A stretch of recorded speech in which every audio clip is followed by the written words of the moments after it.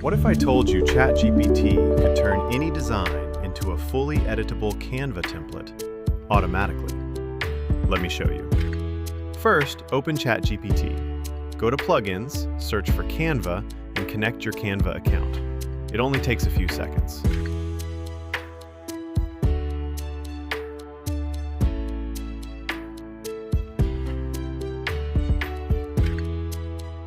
Now go back to your conversation. Type, @Canva, make this template editable. If this is your first time using it, ChatGPT may ask for permission. Simply choose Always Allow.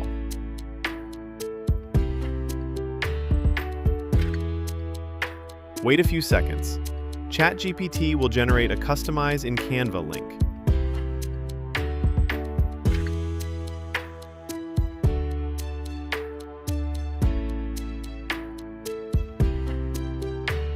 Open it, and your design will instantly appear inside Canva. Now everything is editable. You can change the text, replace images, add or remove elements, change fonts, change colors, or completely redesign the template. And here's something most people don't know. It doesn't only work with templates created by ChatGPT.